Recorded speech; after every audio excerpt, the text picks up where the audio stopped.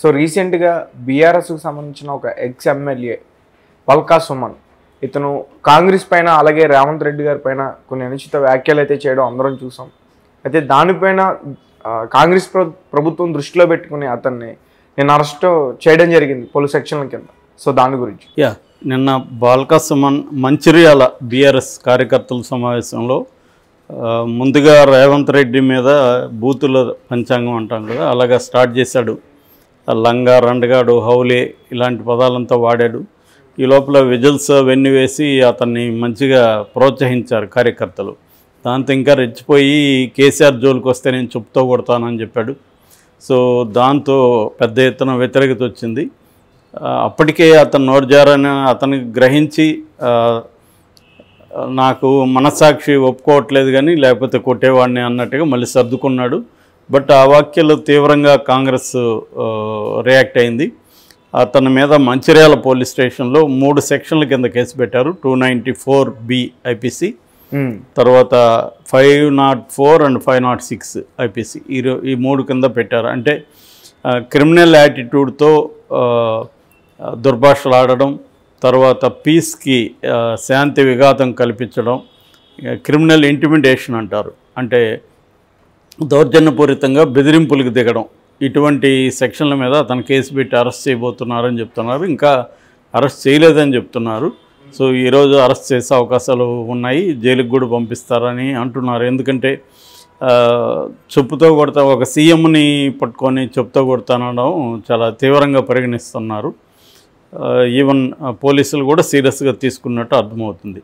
ఎందుకంటే పల్కా సుమన్ ఆయన ప్రభుత్వ విప్పుగా పనిచేశాడు, మాజీ ఎమ్మెల్యే, అంతకుముందు స్టూడెంట్ లీడరు, తెలంగాణ ఉద్యమంలో కూడా ఆయన పాత్ర ఉంది. దానికోసమే కేసీఆర్ అతను పిలిచి ఎమ్మెల్యే టికెట్ ఇచ్చాడు. కానీ ముందు నుంచి కూడా అతనికి ఈ నోరు పారేసుకోవడం అనేది చెప్తారు ముందు నుంచి కూడా. బట్ ఇప్పుడు సీఎంని ఇలా అనడం అనేది ఒక రకంగా ఫస్ట్ టైం చెప్తూ కొడతానని చెప్పడం అనేది మన ఆంధ్రప్రదేశ్లో చూస్తున్నాము. అంతకంటే కూడా ఘోరంగా తిడుతున్నారు అక్కడ కూడా సీఎంని, వాడు వీడనే మాట్లాడుతున్నారు.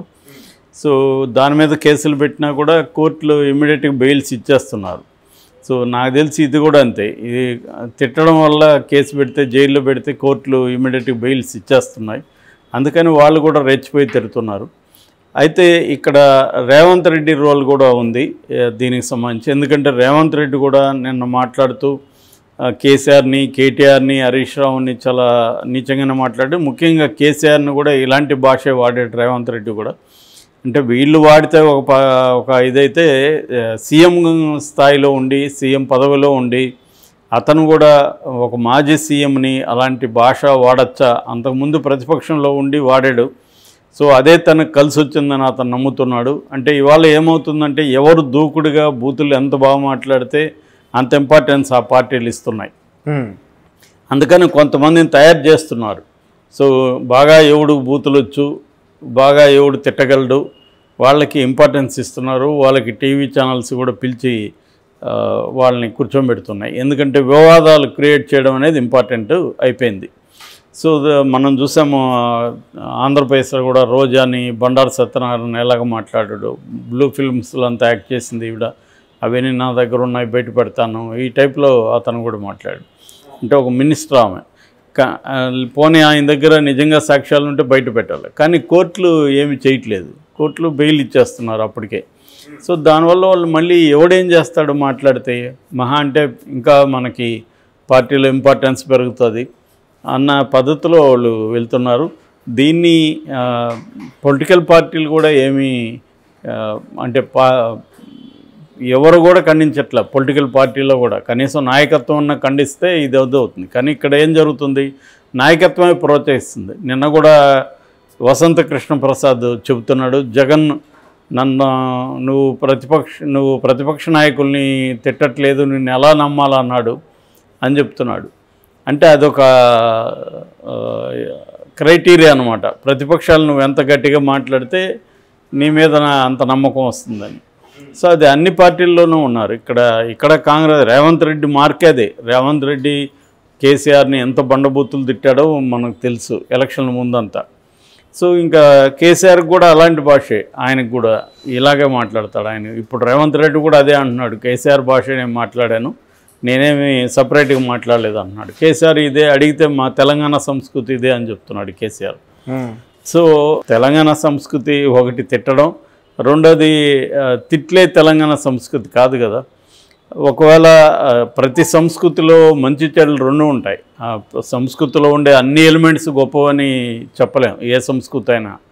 సో అలాంటప్పుడు ఆ సంస్కృతి కూడా చేంజ్ అవుతూ ఉంటుంది. ఆ సంస్కృతిలో ఉండే కొన్ని అంశాలని తొలగించుకొని ముందుకెళ్తూ ఉంటాయి సంస్కృతులు అనేవి. సో వీళ్ళు తెలంగాణ సంస్కృతి మీద వేసేసి తెలంగాణలో ఉండే వాళ్ళందరూ ఇలాగ మాట్లాడతారు. నిజానికి తెలంగాణ ఆంధ్రాకి సంబంధంలో అందరూ ఇలాగ మాట్లాడుతున్నారు రాజకీయ నాయకులు. అంటే మేజర్ ఏంటంటే షార్ట్ కట్ టు ఫేమ్ అనేది ఇవాళ ఇంపార్టెంట్. అంటే కష్టపడి ప్రజల కోసం పనిచేసి అలా రావడం కంటే ఎవరినో ఒక సీఎం లాంటి వాళ్ళని తిట్టేస్తే ఇమ్మీడియట్గా ఫేమ్ వస్తుంది. ఇప్పుడు మనం బాల్క సుమన్ డిస్కస్ చేస్తున్నాం అంటే అతన్ని గుర్తించినట్టే కదా మనం. సో అలాగా ఇప్పుడు ఛానళ్ళు మీడియా అంతా బాల్క సుమన్. సో రాష్ట్ర వ్యాప్తంగా అతని బొమ్మల్ని దగ్ధం చేస్తున్నారు, ఫ్లెక్సీల్ని దగ్ధం చేస్తున్నారు కాంగ్రెస్ వాళ్ళు. అలాగా మొన్నటి వరకు సైలెంట్గా ఉన్న బాల్క సుమన్ ఒక్కసారిగా మళ్ళీ అందరికీ పాపులర్ అయ్యాడు. సో ఆ రకంగా పాపులారిటీ కోసం వీళ్ళు నిరంతరం ట్రై చేస్తూ ఉంటారు. ఎక్కడ ప్రజలు మనల్ని మర్చిపోతారా అని చెప్పి వివాదాల కోసం ట్రై చేస్తుంటారు.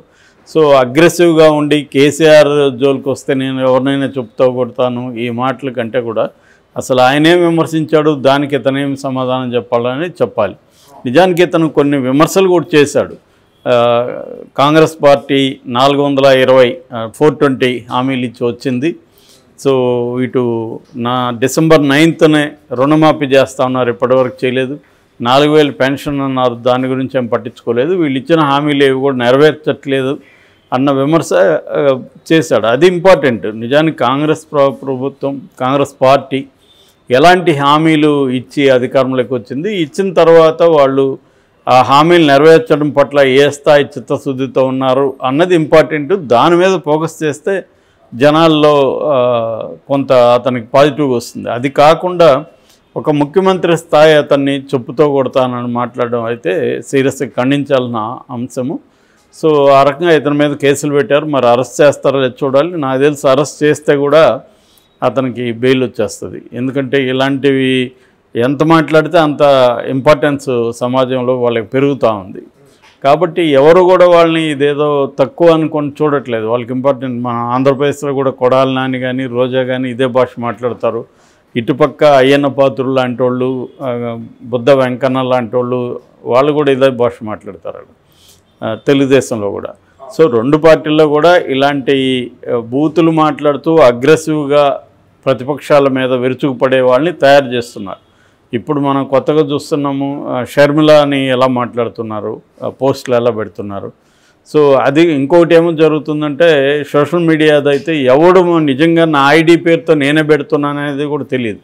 నా ఐడి పేరుతో నువ్వు కూడా పెట్టచ్చు ఇవాళ. సో అందువల్ల అది కూడా ప్రాబ్లం అవుతుంది. ఎవడు ఎలా మాట్లాడుతున్నాడు, ఎవడు ఏమి క్రియేట్ చేస్తుండో ఒక గందరగోళమైన వాతావరణం అయితే ఉంది. అది రాను పెరగబోతుంది సోషల్ మీడియాలో. ఎందుకంటే ఏఐ టెక్నాలజీ వచ్చినాక ఈవెన్ ఇంతకుముందు అయితే పోస్టుల్లో హ్యాక్ చేసి నీ ఐడిని హ్యాక్ చేసి నేను నీ ఐడి పేరుతో పెట్టడం అనేది సాధ్యం.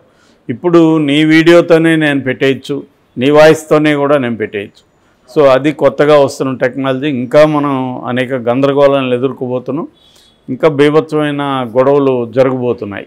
నేను చెప్పలేదన్నా కూడా ఎవరు నమ్మరు. ఎందుకంటే నీ వీడియో ఉంటుంది, నీ వాయిసే ఉంటుంది, నీ ట్విట్టర్ పేజీ నుంచి ఎక్స్ పేజీ నుంచే ఉంటుంది.